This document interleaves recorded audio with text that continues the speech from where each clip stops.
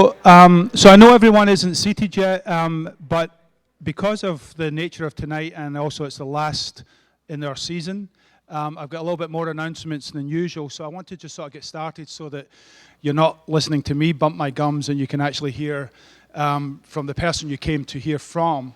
Again, I wanted to welcome you all. Most of you I know, many of your faces because you come regularly, so it's been a great series. This is a great way to end the 2018-19 season.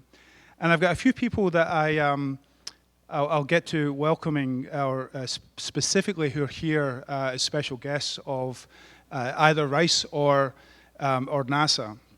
On your calendars, please note our next event will be September 12th, which is a very auspicious date for RICE. We're going to have a discussion and talk about the legacy of JFK and the Apollo program, continuing our celebration of Apollo 50. We're doing that in partnership with the John F. Kennedy Library Foundation and the University Space Research Association. So look out for, we'll put that together. It's probably going to be a talk and a panel discussion, so look out for that, please. And does anybody know what today's date is? Thank you. So this is the 58 years since Yuri Gagarin made his first flight, and I would like to invite welcome some special guests. We actually have 9 students from the Bauman Moscow State Technical University, if I got that in the right order. So we have 9 students and their chaperones, so we have 10 people from Moscow here today. Oh, we have 10 students plus 1. I'm getting the... Apparently Russian for 1 more is the same as in English. So welcome.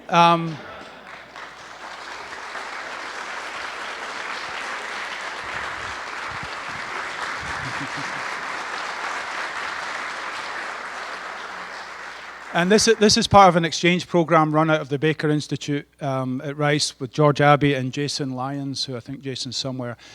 Thanks, Jason. And there's also a reciprocal visit by US students to Moscow in the summer. So it's a really great program. It's been running for a number of years.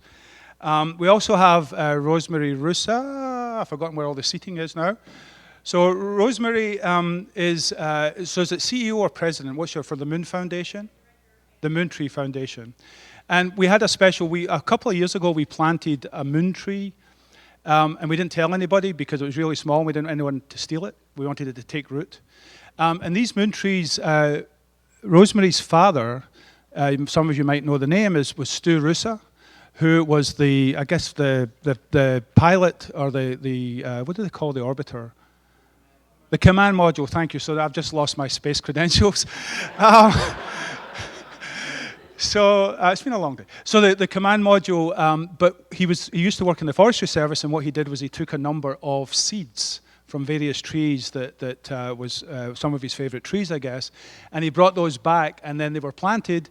And we were lucky a couple of years ago for Rosemary and her foundation to come and donate, I don't know if it would be the child or the grandchild of those seeds. So we actually had a moon tree planted a couple of years ago, but we actually commemorated it today with Administrator Bridenstine and some guests. So great pleasure to be here with her husband Francisco too. So that's someone else we'd like to recognize.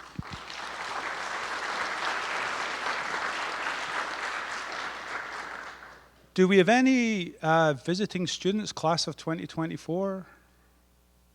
They're out partying. This is our days, so we're trying to encourage them to come to Rice, and I was hoping they'd be here because I think this would convince them. So the other thing I need to do is thank our sponsor, which of course is the Houston Spaceport. Arturo just flew in from Space Symposium. You all know Arturo.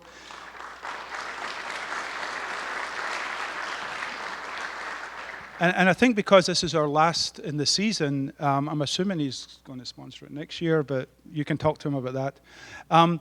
So the Houston Spaceport Ellington Field got the license in June 2015, and there's been a lot of things really happening. You've probably seen some of the stuff in the news. We now have a Houston Aerospace Support Center in an old Boeing building down at Ellington Field that is now inhabited by Intuitive Machines, who are one of the companies that were selected to do a lunar lander. So we're actually doing lunar landers at the Houston Spaceport. We recently, you saw in the news that we opened a mission control enabled control tower so they can do aviation until we can get the horizontal launch capability from companies coming to Houston, and we'll be able to monitor them there. Pretty soon there'll be a groundbreaking on phase 1, which is going to include something I call the Design Solutions Center. We'll see what they call it, but basically working on space innovation and space technology. And there's also been a number of international agreements signed between the Houston Spaceport and various spaceports around the world. The one I'm proudest of is the one we did with Prestwick Airport/Spaceport in Ayrshire in Scotland. And I've just found a new Ayrshire friend from NASA today, Donna from, I guess, associate. I can never remember all these titles. I've promised her she'll have a different title in 3 weeks because that's how it works. But so we're working that. So there's a lot going on at the spaceport, a lot to happen still. And so I think we're really reinvigorating how space is done in Houston and the kind of things that we're doing. And of course, we couldn't do all this without our friends from across the street down there in NASA. Okay, so that's me, bumped my gums and did my whole rice thing. What I want to do is to introduce tonight's speaker. We're particularly excited about it, but one of the things I want to make sure you all are aware of, you all think he's here to talk to you, which he is gracious enough to do tonight. But the reason he's here is because of an invitation from students. So I think that's a great thing to acknowledge, is that the next generation, the generations to come in the space program are what matters, and they certainly matter to the current NASA administrator, perhaps more than most. And so we were lucky that there was time in the schedule to add an extra event, which is why Jim's here tonight. So I really want to thank you for that, and on behalf of our students. Again, I'd read things, but there's there's some really impressive stuff in this note. So I'll try and pick most of the highlights. So Jim Bridenstine was sworn in as NASA's 13th administrator. I'm sure that's a lucky number in this case. Almost exactly a year ago, and so we've seen lots of things change over the course of the last year, and I think a lot of it is in a positive gradient. So I think we're really excited about the future, and I think we're going to hear some of that tonight. And prior to that, he was elected in 2012 to represent Oklahoma's 1st Congressional District in the United States House of Representatives. And he served on the Armed Services Committee and, importantly for us, the Science, Space and Technology Committee. And that's where I think some of us in the space business first got to learn about Congressman Bridenstine. The passion for NASA and space exploration has been there. I'd like to think you got it at Rice, but we'll take credit for everything that we can. But really, that was always been there, even when he was a congressman before he took the current position. And so I think many of us are excited about what we've seen in the last year and what we're expecting to see in the coming years. Obviously, he's been working for the government for a long time, but initially in the U.S. Navy, flying the E-2C Hawkeye off the U.S. Abraham Lincoln aircraft carrier, where he flew combat missions in Iraq and Afghanistan, and he has more than 1,900 flight hours and 333 career-arrested landings. Those landings are the thing that scare me, so the fact you've done 333 of them is pretty good. And then he moved to the F-18 Hornet, and he flew at the Naval Strike and Air Warfare Center, which is, as you probably are aware from the movies, the Top Gun, the parent command to Top Gun. He transitioned to the U.S. Navy Reserve, and he went to Tulsa, Oklahoma, to be the executive director of the Air and Space Museum and Planetarium. Again, education and outreach is very important. He was promoted to the rank of lieutenant commander in 2012 while flying missions in Central and South America in support of the war on drugs. And more recently, he's kept that activity with the Air National Guard in Oklahoma. And here's the big thing. He was a triple major where? At Rice University. And he also earned an MBA from, I think, a place called Cornell, which is some little university somewhere else. So please join me in welcoming home NASA Administrator Jim Bridenstine. You want to use this, and then I'll run this. I'll just use it. Can I use the handheld? David, hey, thank you. What an honor. Thank you. Thank you so much. Is this water for me, David? Yes. Can I use this? Okay. All right. Good. Well, what an amazing opportunity to come back to Rice University. I was reading kind of what I was gonna be doing while I was here, and They said that I would be speaking tonight at Keck Hall. Is that how you pronounce it? Keck Hall? And I remember thinking, well, they must have built a new building because there was no Keck Hall when I was at Rice University. And they're like, oh, it's over by Valhalla. And I was like, well, I know where Valhalla is, but where is Keck Hall? And then, of course, as I'm walking up, I realized that this is the chemistry lecture hall from the 1990s that now has a new name. And I will tell you, I remember, like yesterday, taking classes in this room from Professor Hutchison, and remember, like yesterday, coming in with my palms sweating for the midterms. As I was walking in, I can tell you that maybe there might be some of that remaining. Some of that heart rate starts going up. My palms start sweating. I was sitting right back here when I took my first chemistry test from Professor Hutchinson, and I remember it was stoichiometry, and there was somebody in the room that was there to intimidate the freshmen, and about 20 minutes in to the test, there was just this loud, shrieking scream, just, ah! And then they threw all their papers all over the room, and then they stormed out, and they said, I quit, and they ran out. And I was like, oh my gosh, where am I? When we went through matriculation here, you know, the president of the university said that they could fill every spot with somebody who was either a valedictorian or a salutatorian, that they could fill every spot with somebody who was a National Merit Scholar. And I remember thinking, where am I? Because I don't fit either of those categories. And then when I saw that, somebody run out, I was like, people are freaking out around here. What's going on? Well, the whole thing was set up. There wasn't a real, nobody really freaked out. They were just trying to scare the freshmen. So, yeah. Anyway, I have great memories of this room. And it's good to be back at Rice University. I am here for the students. I was a student here myself, and I love this place. I really do, and I mean that sincerely, and I'll look forward to talking to the students more about that tomorrow.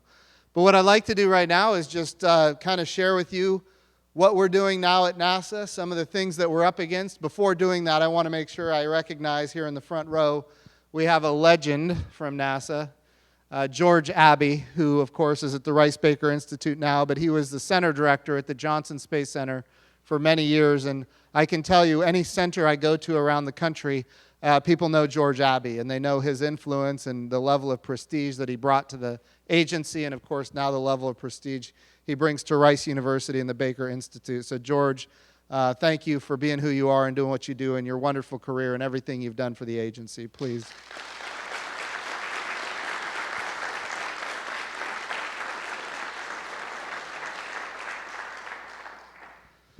So I just got back from the Space Symposium in Colorado Springs, had the opportunity to talk to folks there about what we were up to at NASA. A couple of things that I think are important to note. I want to start by saying there was a big event that happened not too long ago. China landed for the first time in history on the far side of the moon. Raise your hand if you're in this room and you're familiar with that happening. It was a big day. It was a big day. And what's funny is I get invited as the NASA administrator to go talk to groups about how we're falling behind in space because China's on the far side of the moon. Know this, that was a big achievement. And by the way, I sent a tweet, congratulated them on it. Just a couple of months earlier, NASA was landing on the far side of Mars. And we were doing it for the 8th time in human history, and the United States of America is the only country that's ever been able to achieve that soft landing on the far side of Mars. At the same time, we had a robot, as a matter of fact, flying out into deep space that entered orbit around Bennu. The robot is called OSIRIS-REx, and OSIRIS-REx is characterizing Bennu right now, and will be making a low approach, eventually grabbing a piece of Bennu and bringing it back to Earth for the first time in human history, doing an asteroid return mission to Earth. And then, of course, at the same time, just maybe a month after that, we took that New Horizons robot. If you remember, back in 2014, it might have been 2015, it flew by Pluto took beautiful pictures of Pluto. Then we sent that robot well beyond Pluto into what's called the Kuiper Belt, or David, you'll probably correct me, Kuiper Belt, Kipper Belt, Kuiper Belt. There, Kuiper. I knew it. That's what I've been telling people, and everybody corrects me. Anyway, it's Dutch, and I had it right all along. But here's the thing. This is the important thing. We need to standardize some of this terminology around NASA, because it doesn't matter how I pronounce it. Somebody's going to tell me it was wrong and how to really pronounce it. But anyway, that's good. Kipper is a breakfast fish in Scotland, he says. So he knows how to pronounce it. All right, so the Kuiper Belt. So we flew by this asteroid in the Kuiper Belt. And it's called Ultima Thule. And this asteroid is what we call a contact binary. So it's two asteroids that are connected and have been connected now for I don't know how many billions of years, but nobody really knew what we were going to see. And by the way, this asteroid that we just took a picture of, and it's absolutely beautiful, and great science is coming back from it every day. This was 4 billion miles from Earth. 4 billion miles from Earth. What an amazing capability. And of course, we had a couple of probes that were launched back in the 70s that actually left the solar system altogether and are now, no kidding, in interstellar space, which has never happened before either. And then just a few short months after that, remember, while all of this is going on, your little agency called NASA, and it belongs to you, make no mistake, your little agency called NASA has been operating a space station in low Earth orbit for now 20 years, and we've had humans living and working on that space station for 18 years. In other words, the freshmen that are coming to Rice University have never lived a day when we didn't have humans living and working in space. That is an amazing achievement by this little agency we call NASA. And while all of this was going on, we were launching for the first time what we call the Crew Dragon to the International Space Station, commercial crew. We've already demonstrated very successfully commercial resupply of the International Space Station. Now we're doing, very soon, commercial crew to the International Space Station with the goal to eventually commercialize low Earth orbit in its entirety. I know somebody is here who is now a graduate of Rice, or who will soon be a graduate of Rice University, who is taking a job with Axiom, and they're going to be commercializing low Earth orbit. In other words, commercial habitation so that humans can go live and work in space commercially. Again, all of this being developed by NASA, the goal being so that we, instead of being the landlord, we want to be a tenant. NASA will always be in low Earth orbit, but we just want to be a customer of low Earth. Why do we want to do that? So anyway, I'm setting the stage that if anybody is suggesting to you that NASA is falling behind, know this: we are not. We are ahead. We're continuing to move ahead, but here's what's new. This is not just about how great NASA is. We're doing it with our international partners. Remember, I mentioned that we landed on the far side of Mars back in November of last year. When we landed on the far side of Mars, we did it with partners from France and from Germany and even from Poland. This was an international collaboration. With the International Space Station, we have 15 nations owning and operating the International Space Station right now. That's an amazing achievement. Talk about a diplomatic achievement. It's a treaty. The International Space Station is a series of international treaties. We've had 103 different countries doing experiments on the International Space Station, with 238 astronauts at this point having lived and worked on the International Space Station. And I don't know from how many different countries, a lot, just know that. So anyway, all these things are going on and happening. We're not falling behind, but it's not a race anymore. The 1960s are over. This is about international collaboration. It's about American leadership. We're the only nation on the face of the planet that can pull all of this off and bring everybody together to achieve these monumental achievements. But what we're doing now is absolutely stunning. So let's talk about what the goal now is. The goal now is to get to the moon. The president has issued what we call Space Policy Directive 1. And in that Space Policy Directive, he says, go to the moon, but he says to do it in a way that's never been done before. Go sustainably. In other words, this time when you go to the moon, stay. So the question is, how do we make that work? Well, we have to have reusability. We have to drive down the cost. We have to increase the access. We've seen what happens when we reuse rockets. You guys remember, I just talked about this SpaceX launch that ultimately put the Crew Dragon attached to the International Space Station. A lot of people probably saw just, I don't remember if it was yesterday or the day before, yesterday the Falcon Heavy that brought all 3 boosters back to Earth for reuse. It's driving down the cost. It's increasing the access to space. Well, we don't need just launch to be reusable. We need tugs that go from Earth orbit to lunar orbit to be reusable. We have Miss Rusa in the audience. Her father, Stuart Rusa, from Claremore, Oklahoma, just outside of Tulsa.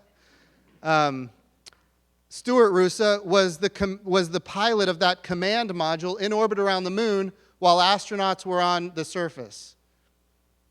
We need a reusable command module. When I say reusable, what do I mean? I mean a permanent command module in orbit around the moon all the time. We call it Gateway. 15 years. It's going to have a lifespan of 15 years. You think back to Apollo, that entire Saturn stack, as awesome as it was very expensive, and not a single piece of it came back to be reused. Even the astronauts, when they came home, that command module, the little gumdrop at the very top, it ends up in a museum, which is beautiful, and we all love it, and we share our history there. But ultimately, we want to reuse as much of the architecture as possible. When we reuse it, we drop down the cost, we increase the access. And that's ultimately what makes it sustainable. But we need that reusable command and service module in orbit around the moon permanently. We need reusable landers that can go back and forth to the surface of the moon and then back to that command module.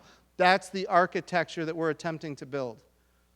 But beyond just reusable, that command and service module that's going to be in orbit around the moon permanently, it's going to have solar electric propulsion. 50 kilowatts of solar electric propulsion. What does that mean? That means it's going to be maneuverable.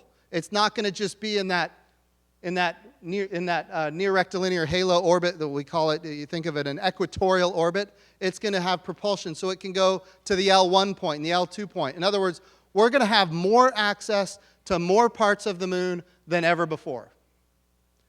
You go back to 1969, we landed on the moon. We did 6 missions. We had 12 people walking on the surface of the moon. By the way, you'd be surprised how many people in this country believe that it was all faked. I hear that as the NASA administrator. So which one of the 6 missions was faked? Which one of the 12 astronauts, which one of the 400,000 people that were involved in this operation was able to keep that secret? I mean, it's crazy talk. But at the end of the day, when we talk about these particular missions, from 1969 to 1970, by the way, the daughter of one of those is here, by the way. Good way to keep a secret. Right.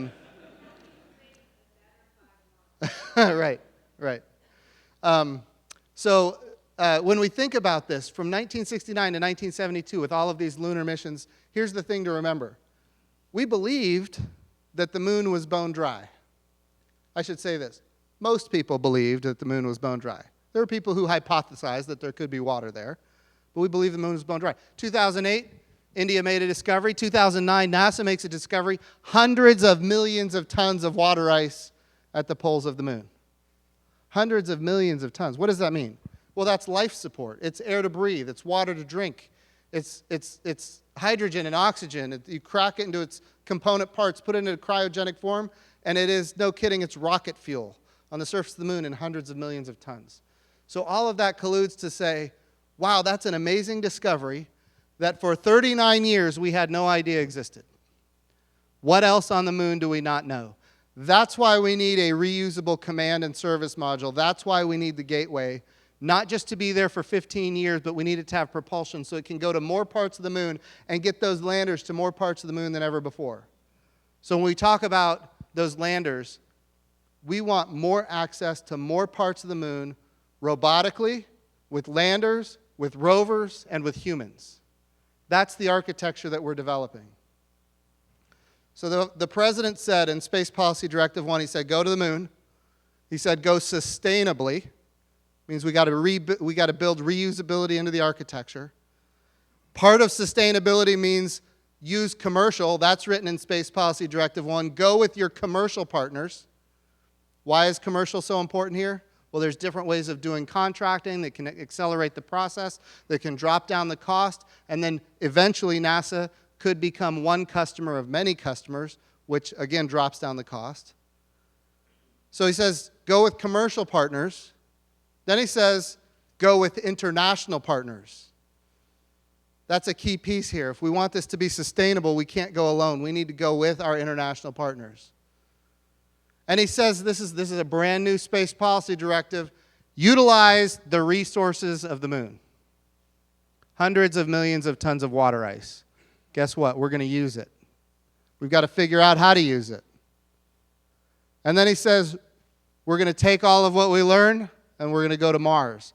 So the technologies and the capabilities that we're developing, yes, we're developing for the moon, but we want all of these different capabilities and technologies to feed forward to Mars. So if we're building something that is dead end, we got to rethink it. Is there a way we can use this in the Martian environment? Why is that important? The moon, friends, is a proving ground. It is the best place to learn how to live and work on another world. It's a proving ground. So here's what we know about the moon. It's always with the Earth. It never leaves us. And it's a 3-day journey home. And if something goes wrong, people can make it home. Stuart Russo was on Apollo 14. It was a return to flight after Apollo 13, which ended up being a great success. But Apollo 13 demonstrated that if something goes wrong between here and the moon, you can come home. The challenge with Mars is that the Earth and Mars are on the same side of the sun only once every 26 months. So when you go to Mars, you're going, and you're going to be there for a couple of years.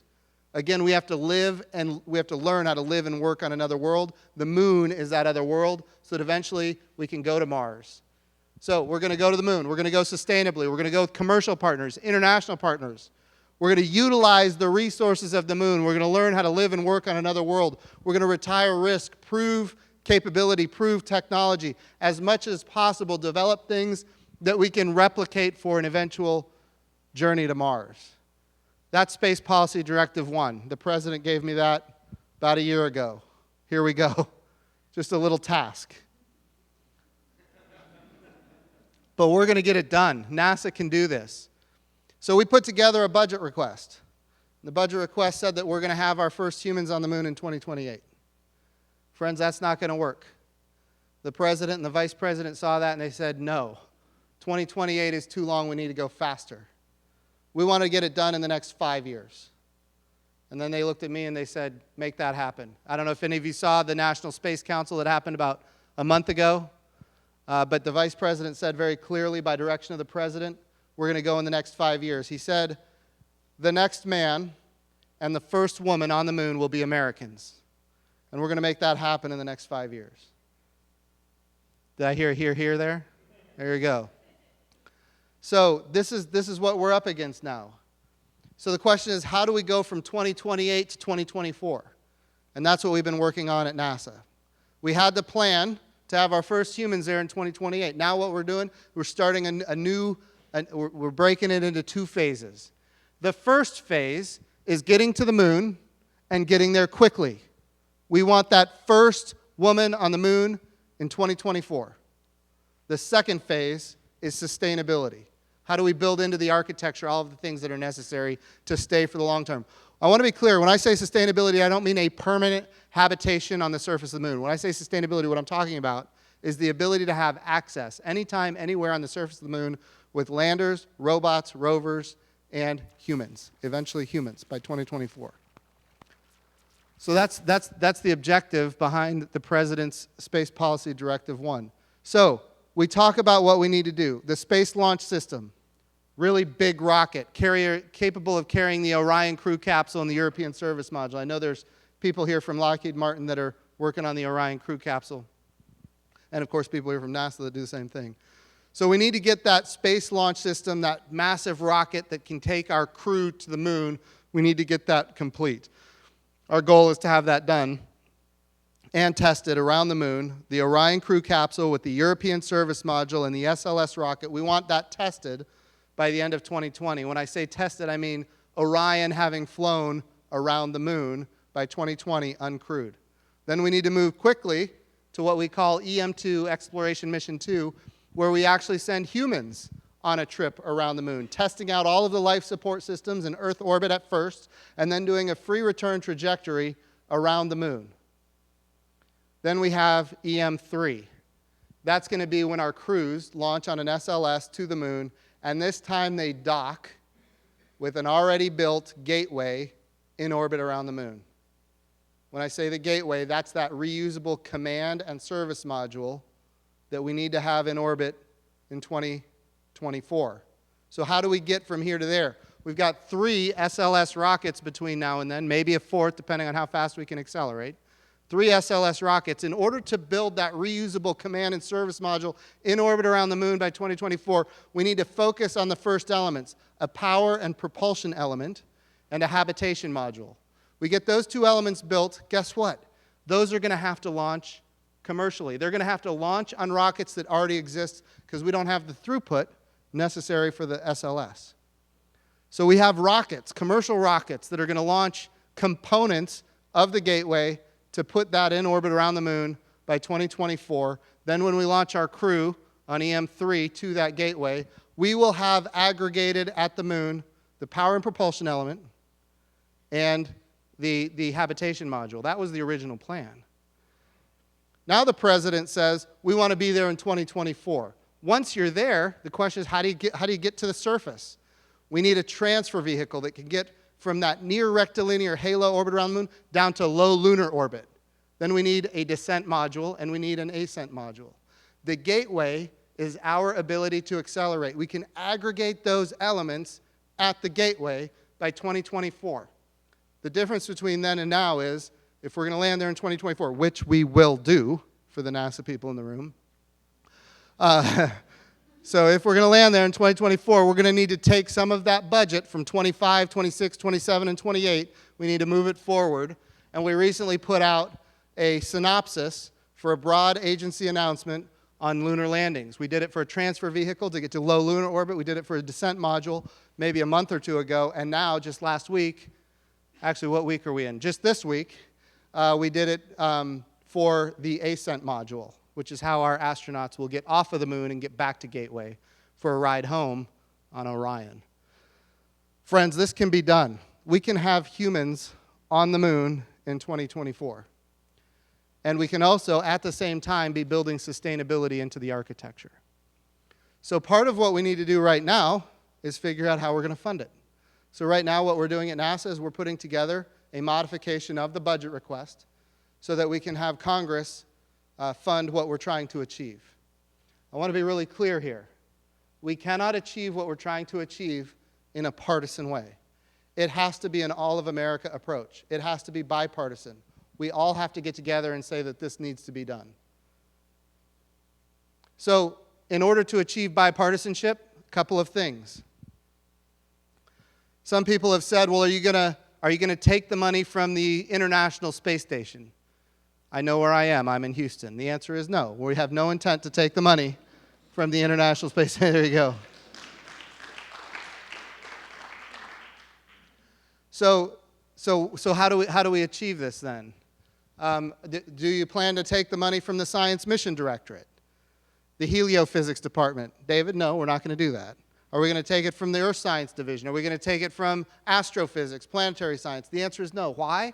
Because this has been tried before in American history and it doesn't work. Some of you are familiar with the Space Exploration Initiative, which goes back to the 1990s, which was a return to the moon. Some of you are familiar with the vision for space exploration, which goes back to the 2000s, which ultimately didn't work. Why? Because when you cannibalize one part of NASA to feed another part of NASA, it becomes political, it becomes partisan. In some cases, it becomes partisan. In other cases, it just becomes parochial. What part of the country are you in, and who are your constituents that are going to be damaged by this plan? And then it becomes bipartisan opposition. We have to avoid all of that. And so what we're working on right now is figuring out how do we fund this without cannibalizing other parts of the agency. And we're working to come up with a plan to make that happen. We're going to work with the Office of Management and Budget inside the administration. We're going to work with the National Space Council inside the administration, which, by the way, is a great success for our country. There are some people in the room that are familiar with the National Space Council that goes back to the 1980s. I should say I guess it ended in 1992. But it goes back to the 80s, and then before that it was going on in the 1960s. The president said, we're going to create a National Space Council. We're going to make the vice president the chairman of it, and we're going to put cabinet secretaries and heads of agency that deal with space on that council. And we've been meeting. In fact, this recent direction to land on the moon in 5 years came from the most recent meeting. And it's got the Secretary of State, the Secretary of Defense, the Director of National Intelligence, of course me, the NASA Administrator. It's got all the FAA, which has the Office of Commercial Space Transportation. It has the Office of, it has the Commerce Department, the Secretary of Commerce. So all of these agencies that deal with and touch space are all involved in the National Space Council, chaired by the Vice President. Friends, that is a brilliant move. And if we're going to achieve what we need to achieve, that's the level of support that we need as an agency that we haven't had in, quite frankly, a long time. But now we've got it. And now we have a new direction to go to the moon in 2024, and to, no kidding, make it sustainable by 2028. Speed equals sustainability. I think that's another important point. Each of those previous efforts, the Space Exploration Initiative, the Vision for Space Exploration, they all got cannibalized because they took too long. And I don't know how many times I've heard people ask me as the NASA minister, is this Lucy in the football again? How many times have I heard that? No, this is not Lucy in the football, and the way to mitigate some of the political risk is to go sufficiently fast as to not be cast to and fro by one political election or the next. And I think so all that is a very positive direction. Something else that's important to note. I talked earlier about the commercialization of low Earth orbit. That's an important component to this. NASA needs to be in low Earth orbit. We have to be in low Earth orbit. The International Space Station is our tool to learn how to commercialize low Earth orbit, and we're working on that every day. Commercial resupply has been successful. Commercial crew has been successful. We now need commercial habitation in low Earth orbit. And if we can commercialize, then NASA becomes one customer of many customers, driving down our cost in low Earth orbit.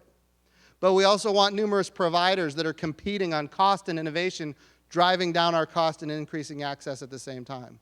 So we need those market forces as well. And when that happens, then we can use our resources that the American taxpayer gives to us. We can use those resources for activities for which there is not yet a commercial marketplace, namely the moon and then Mars.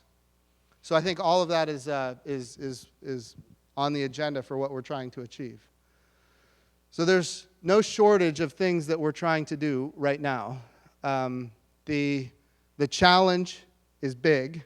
The risk is there. When I say risk, I'm not talking about programmatic risk. I'm not talking about technical risk. The first thing we have to retire is the political risk. We have to get this thing funded. There's opportunities to do that, but it has to be done in a bipartisan way that doesn't end up in a parochial dispute. And then once we retire the political risk, then we have to go after the programmatic and the technical risk. And all of that is going to exist after we get the political risk retired. But here's the thing, because the people in this room, some of you know the people in this room that are involved in these programs and projects, it's all possible. We can do this. Absolutely, we can do this. All right, I'm going to stop talking for a few minutes, and we'll just open it up to questions, if that's okay, David. And do you want to select the questioners, or?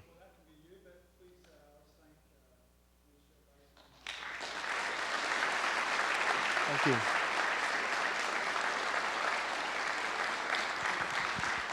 Well, I'm going to go try and find, I think we have another handheld, so I'm Okay. going to try and find that while you're answering the first question. Okay. So I'm going to try and find another handheld microphone because you know what I've been like the last few weeks going around with this.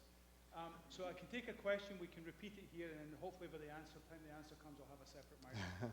So let's see the first hand in the middle here. Repeat the question. Thank you. I've heard early reports of the results of the Kelly twin study Scott Mark, and the results seem to indicate re-indicate the danger of long-term flight. Are you seeing the necessity to accelerate the program to get a constant propulsion rockets Yes. which are being worked on by several companies looking at prototypes in the next 7 years? Do you see the need to accelerate that? Absolutely. So his question is about the twin studies that the Kelly brothers had, where we had one twin on the International Space Station for almost a year, another twin on the ground, and now we're seeing the physiological effects from that to include changes in DNA and other things. And yes, here's what we know. We know that space travel is hazardous for the human physiology. A couple of things that everybody is aware of, and we're learning more and more every day.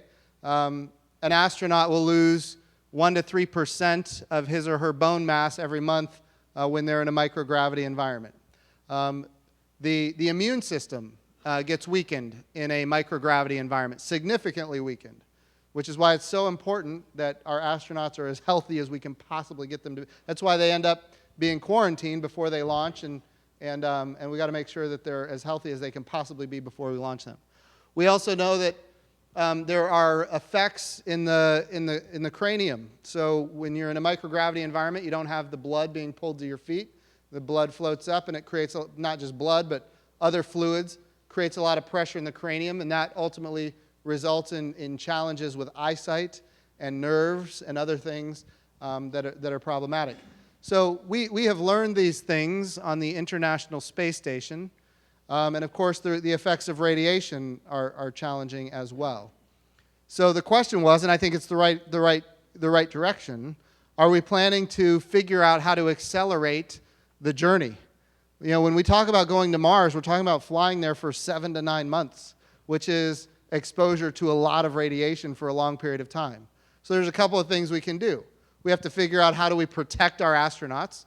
And of course, we're going to have experiments to learn some more about how to protect our astronauts when we do EM1 SLS launch, which is going to take Orion around the moon. We're going to learn about how to protect our astronauts with a vest. We've got a partner with the state of Israel and a partner with Germany on those activities, which is going to be very revealing, and we need to learn there. It's also true that the gentleman said, correctly identified, we need to get there faster. Instead of 7 to 9 months, if we can get there in 2 or 3 months, it reduces the dose of radiation. So how do we get there in 2 to 3 months? Nuclear thermal propulsion. If you listen to the Vice President's speech the other day at the National Space Council, he was very clear that nuclear thermal propulsion is something we as a nation ought to be developing in order to get to Mars faster. Did I hear some claps on that? You can feel free. So those are things that are all in the mix. Now, nuclear thermal is the beginning. The next is nuclear electric. I mean, that's the holy grail, how we're going to get from one side of the solar system to the other. So when we think about propulsion, what are you doing? This goes back to my days here at Rice University in this lecture hall. Maybe you remember the equation PV equals nRT. I only remember that because I'm sitting in this room. If I wasn't in this room, I wouldn't have just recalled that. But PV equals, so what we're doing here is we're taking a mass and we're accelerating it out of the back of a rocket. That's what we're doing. So there's 2 things that you can do to go faster. One, you can make the mass more that you're accelerating, or you can accelerate it faster. Well, even with nuclear thermal, and this is the challenge, even with nuclear thermal, there's a limitation on the amount of speed that you can get. Why is that? Because we have a challenge with material science. It ends up being so hot that you're still limited in your speed. But if you can take, say, a subatomic particle that has a charge, and you can accelerate that at a percentage of the speed of light out the back of your rocket, now you're talking about being able to accelerate really, really fast. And because it's a subatomic particle with a charge, you can actually control it. You can control it in a way with magnets, where it doesn't come in contact with the materials, and the materials won't be damaged themselves. Now, that's the next step. So nuclear thermal is next, nuclear electric is after that, and all of these capabilities are on the horizon. In fact, NASA's investing in each one of them even right now today, and we need to continue to invest in them. But the bottom line is you're absolutely right. Here's the other thing that's important when you talk about the twin study and radiation. People talk about, well, if you go to the moon and you have people living and working on the moon, the radiation is going to be really high. It's true, the radiation is high on the moon. The other thing that's true is you can get under the surface of the moon. You can get into those lava tubes without even having to dig. You just walk in there. I say that, I don't know. Nobody really knows, but we're going to find out.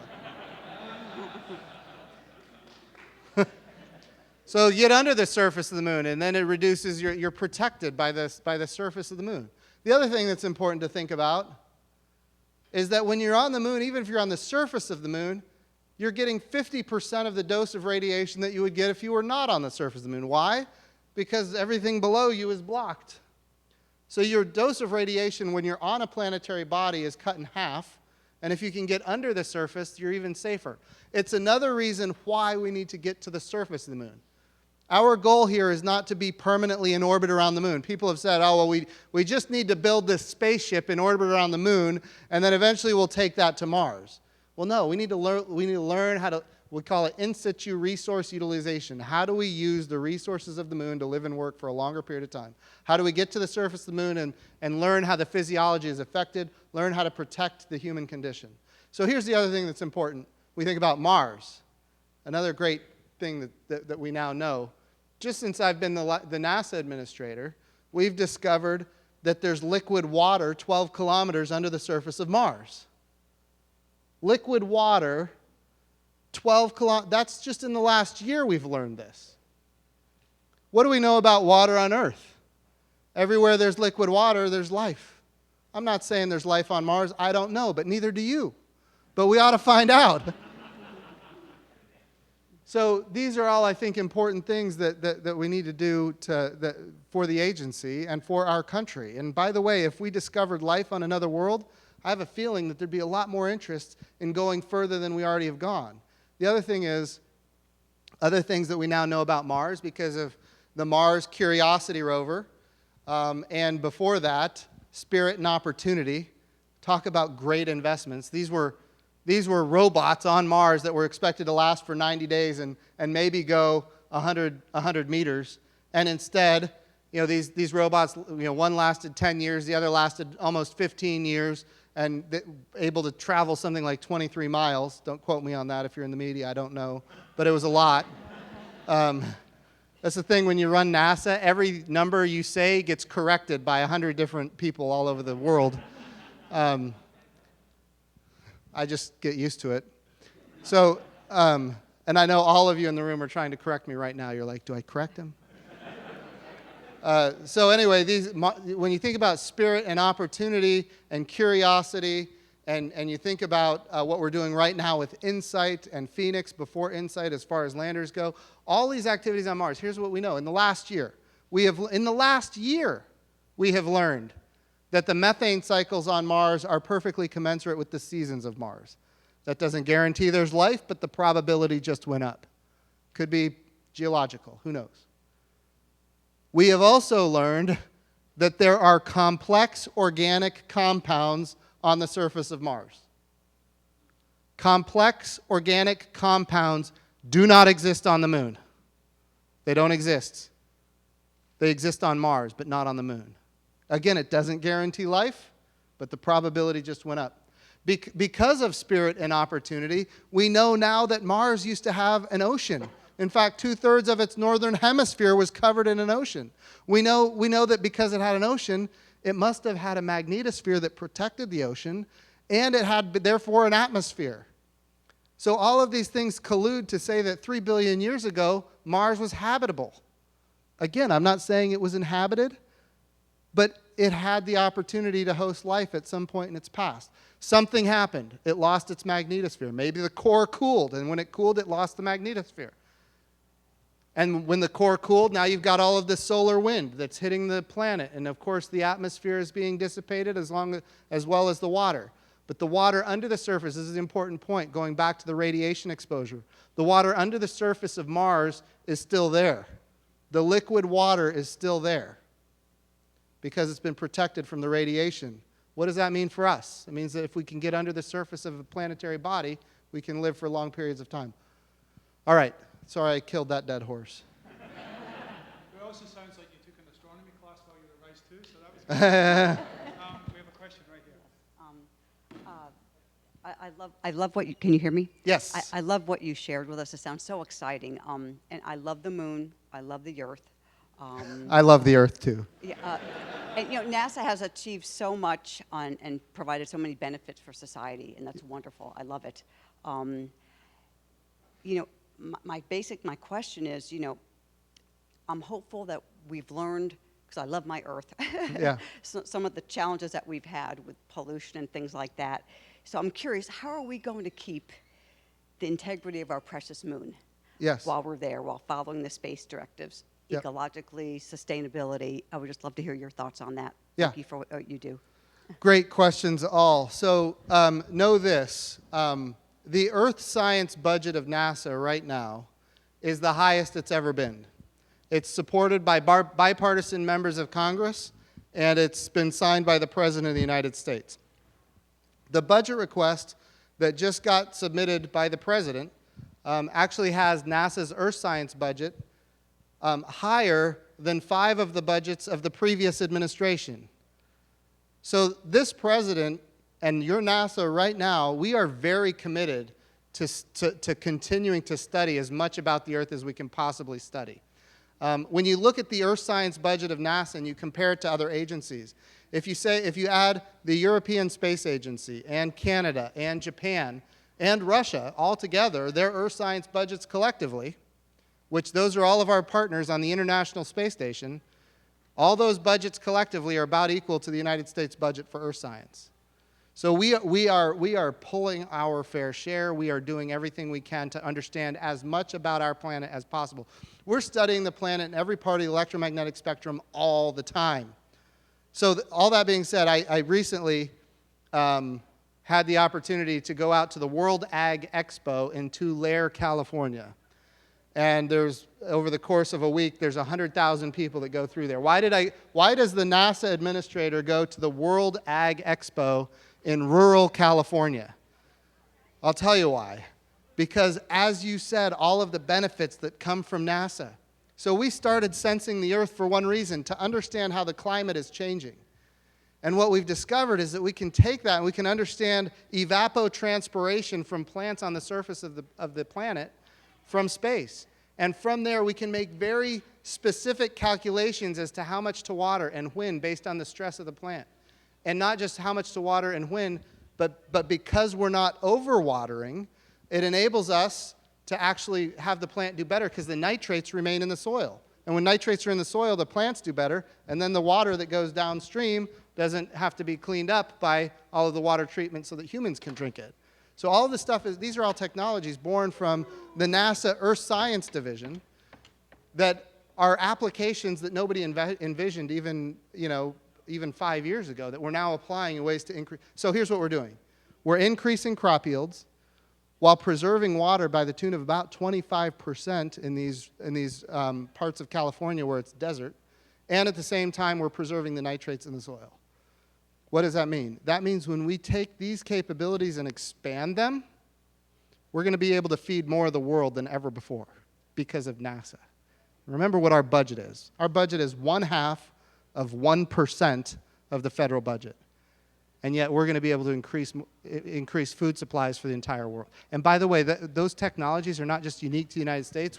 They can be applied all over the world. And they could be commercialized in a way. If a farmer out there wants even better data and more data, there could be a market out there for people to launch satellites commercially and have the farmers buy it because they can increase their crop yields. Anyway, that's a whole other topic. But know this, there's only one planet that we currently know hosts life, and it's Earth, and your NASA is doing everything we can to understand it. We're committed to that. I'm committed to that. That's how we keep NASA apolitical and bipartisan. I committed when I went through the confirmation process And in fact, I talked to David Alexander about this when I was going through the confirmation process. My commitment is to follow the guidance of the National Academy of Sciences, because that's how we make sure that the Earth Science Division and all the different missions of NASA remain apolitical and bipartisan. So all that's there. Now, when it comes to other planets and the protection thereof, that's something that NASA is very concerned about as well. And we're part of a group called COSPAR, and it's an international consortium of folks that make determinations as to how ultimately can we explore other planets and not damage them. I'll tell you why that's an issue.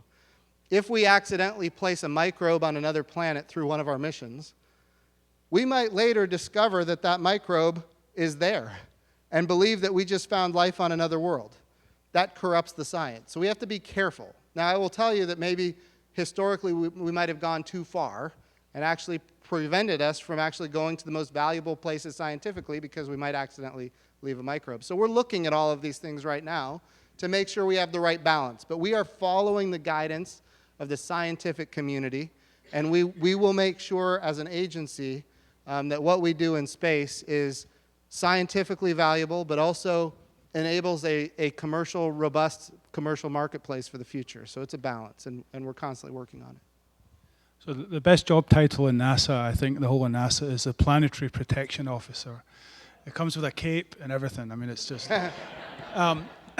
So I think we have a question here, and then I'll get to some of the ones in the middle.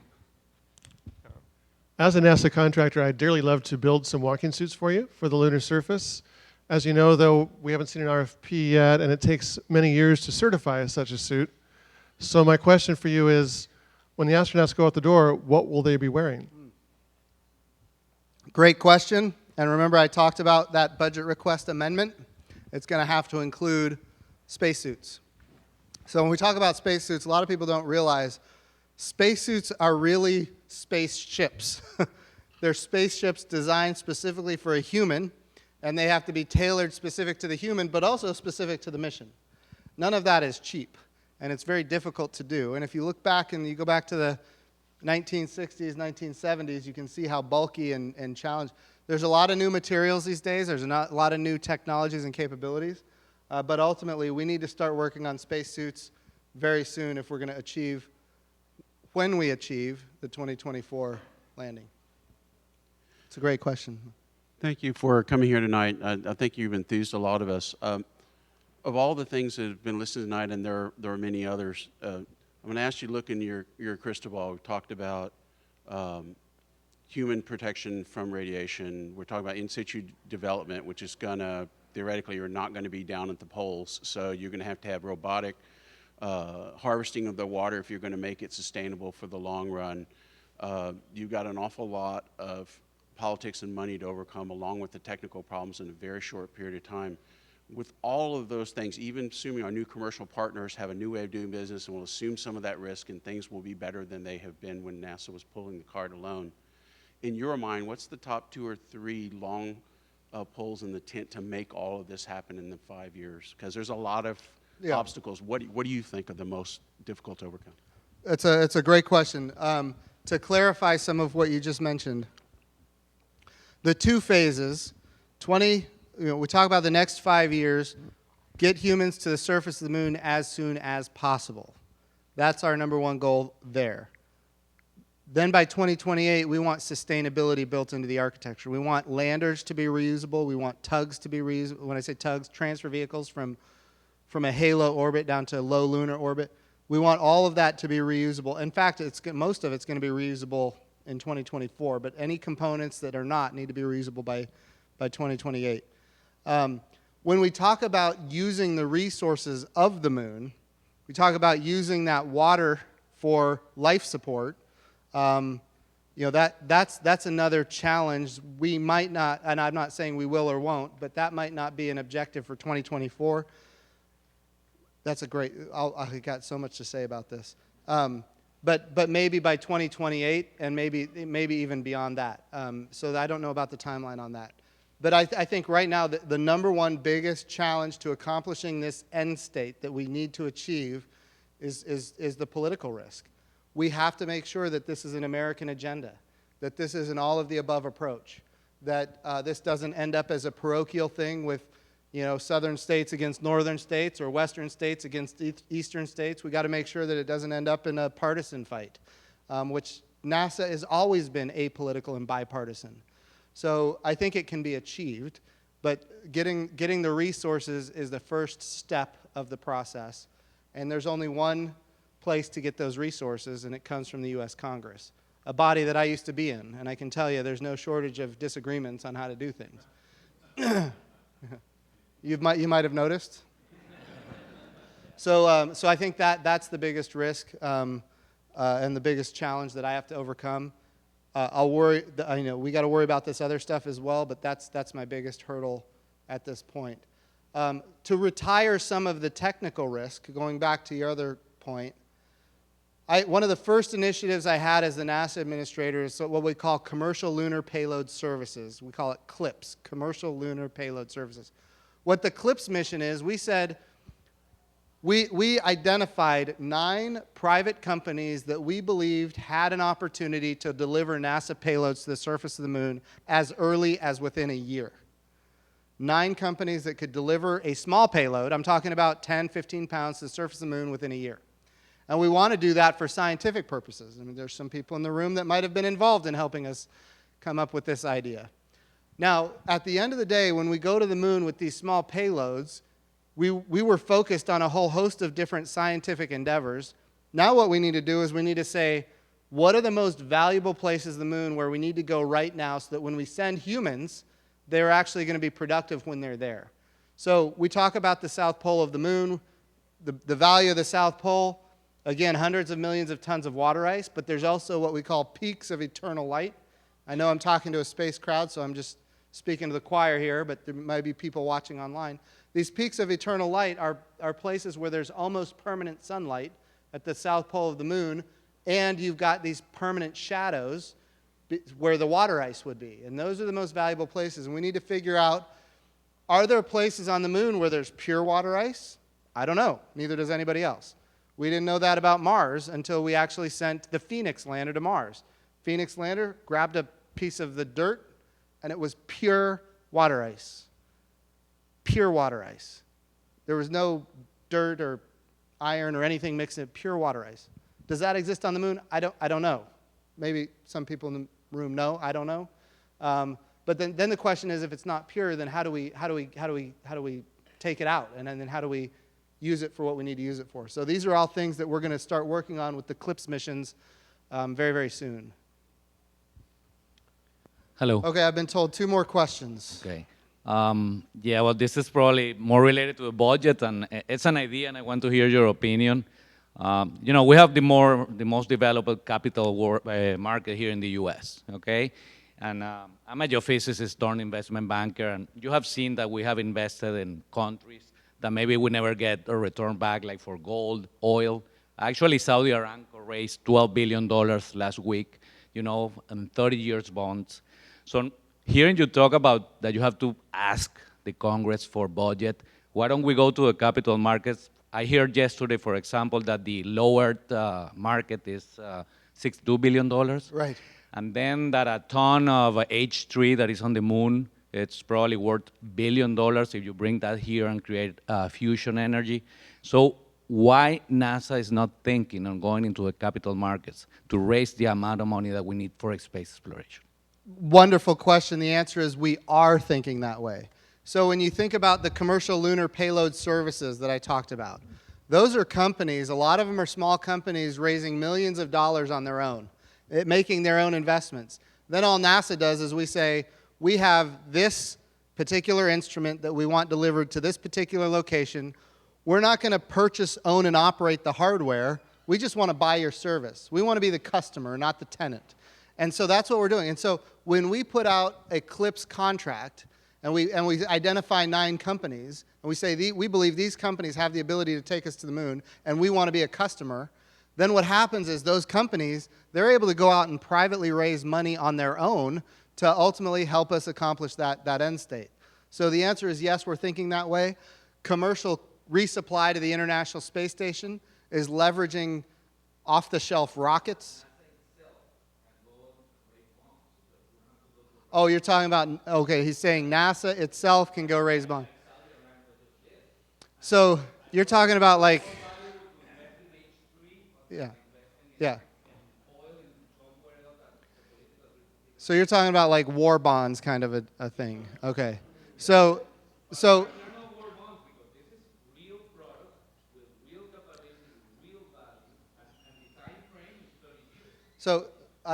I'm all for people raising money to go to the moon and do all these other activities.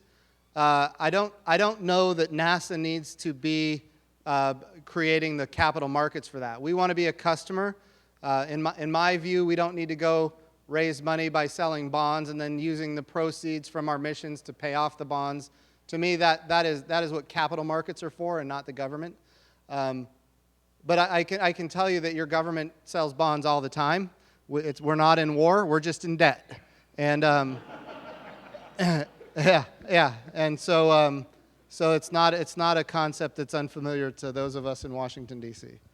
And before we go to our last question, I mean, this is happening. It's happening with Earth remote sensing data using current resources, either NASA or commercial, new resources that are going up because they're selling that product. And once the value of a lunar gateway or these other locations come into play, the commercial markets are going to pick up and raise the capital to make that because they see a return on investment. Right now, I believe, if you can correct me if I'm wrong, Jim, is that NASA sees itself in part as an anchor tenant to help this get established, which I think is a very important role that they have. And then the markets will speak for themselves. If you can make money by mining platinum off of an asteroid, it will happen. Yeah, and but NASA is the space agency. NASA does these great things. They lay the path, and then all these industries shall follow. And I think that's an important role because of the non-partisan, the doing it for the country, not for the profit side of things. I think NASA has to have that aspect. So I'm sorry, that was my own little tiny soapbox. No, but you're exactly right. I'm afraid we have one last question coming back from here, and then we'll finish up.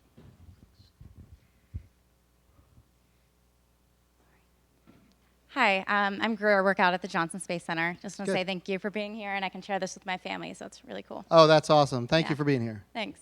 I'm really excited about the acceleration of getting to the moon in 5 years, but if we want to do this with international partners, how are we able to pull them along with that, either directly being there step by step with us or not precluding them from designs or allowing them to join later?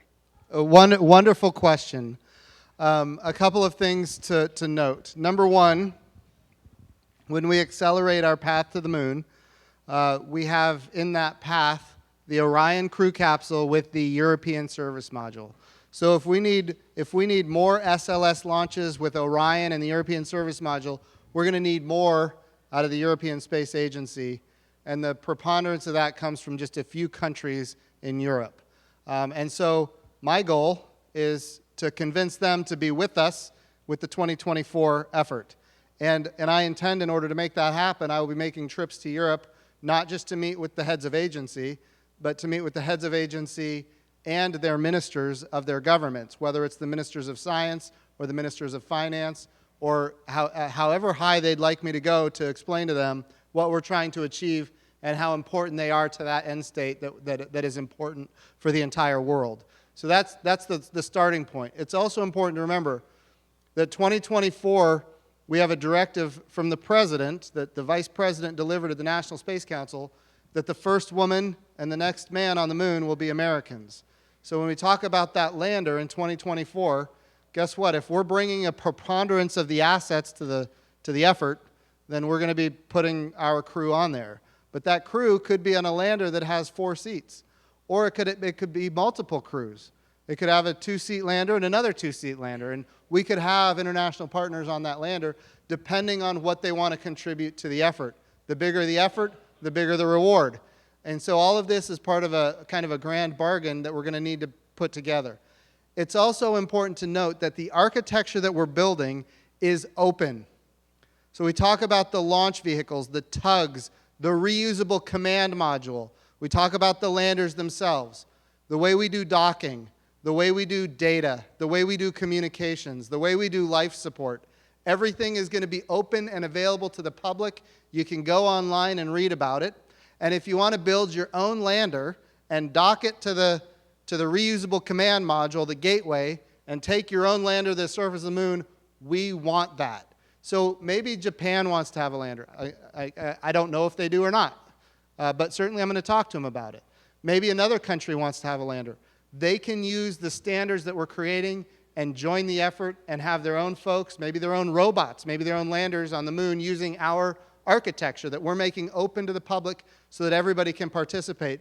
And we want all of those standards to be open even in 2024 for the first, quickest moon landing. So just because the first man and the next, I should say the first woman and the next man on the moon are Americans doesn't mean that international can't participate. We want them to participate. And if the lander is a 4-seater, guess what? We could put more people there at the same time. So I think it's important. Open architecture, critically important. The other thing is sustainability.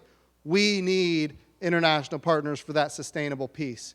We need other modules on the gateway. We need, and by the way, what we're working on now is we're trying to create the synergies, and there's people in this room that are working on it, synergies between the Science Mission Directorate and the Human Exploration and Operations Mission Directorate. So on that gateway, that reusable command module in orbit around the moon, we're going to be able to do lunar surface science, we're going to be able to do space science, and we're going to be able to do astrophysics from that gateway. So bringing all those elements, because remember, when you're on the far side of the moon, it's very quiet from an electromagnetic spectrum perspective. So there's plenty of opportunities to do all kinds of science from the gateway, plenty of opportunities to get humans to the surface of the moon to do even more science from the moon even out into deep space with maybe very low frequency kind of antennas. Think about wire antennas on the far side of the moon where it's very quiet, looking all the way back to the first light in the universe, if you can even imagine that. So there's lots of opportunities here to include international partners. The architecture is open. We need them. We want them. I'm going to be traveling the world to convince them to join us in this effort. And I'll tell you right now, 2 things. When I was in Colorado, I met with the heads of agencies from over 21 countries. And number one, they're very concerned because they want to be a part of it. I think that's important. They're concerned that we might go alone. They all want to be a part of it. That's important. They want to do it. So that's a good thing for us. The other good thing for us is that they're all super excited. And look, we've been to the moon. We're the only country that's ever been to the moon.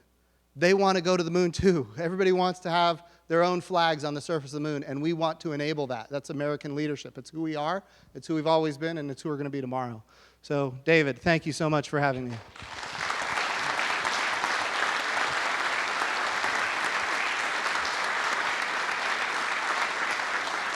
Thank you. So I think it's true that NASA's always been an agency with great ambitions, and for the most part, they've achieved those ambitions. And it's really great to hear that that continues today. And all the people from NASA in the audience, I know sort of many of you, thank you for everything that you do. It's a great, even just to watch through the window and see what you do is fantastic. And thank you again, Jim, for a great insight into what's going on and all the ambitions to come forward. So please join me again in thanking you.